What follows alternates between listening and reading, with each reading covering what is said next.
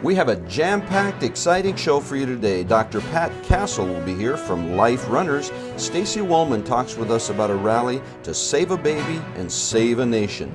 Nancy Pelosi stops by for a visit. Randazzo rants, and Shad Olson talks about sex education, all on today's show. Stay tuned.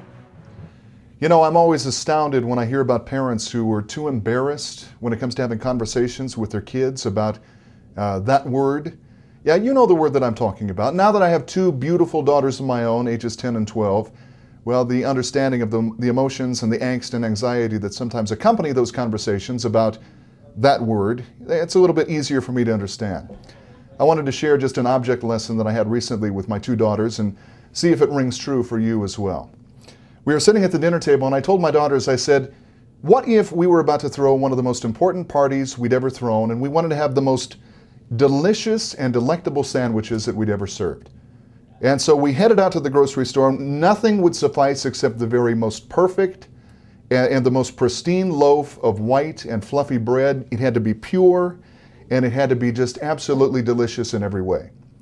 But instead, when we got to the grocery store, we hit the bakery aisle, and what do we find there but bags of bread just strewn everywhere. They've been stepped on, they've been torn open, there's plastic wrapping laying here and there. Some of the slices of bread have been handled and fondled and smeared and squished and squeezed and torn apart.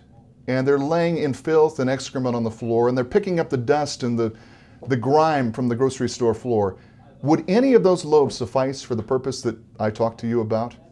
Would we purchase any of those loaves of bread for $2 or $5? Would we go to the checkout stand with a loaf of bread that somebody else had opened and fingered and squeezed?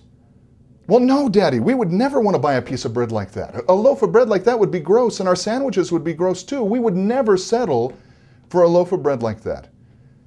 And I said, exactly. And I said, isn't it interesting that in America's culture today, we've come to a point where we have higher standards for a $2 loaf of bread than we do for, well, if you'll forgive me, our own buns. We come to a point when sexual promiscuity is celebrated in our pop culture, and when the heroes of pop culture and movies and music tell our kids that the more sexual partners they have, the happier they'll be, the more sexual diseases they contract, the happier they'll be, and that they're a consequence-free environment for them to indulge their every whim without a fear of repercussion or what they might have to pay. Isn't it worth it to have a talk with our children about sex education in a way that doesn't subject them to the influences and the ideology of a school system that doesn't really care what they do with their bodies? I know that from my experience and with my daughters, I want them to learn about buns and bread and birds and bees from me, and not from a state-run school that might tell them something that isn't going to steer them in the right direction. After all, it was easy for them to see that a $2 loaf of bread, if that $2 loaf of bread deserves very good treatment, their priceless virtue, their priceless souls, and the priceless parchment upon the story of their lives, upon which the story of their lives will be written, is worth far more than that.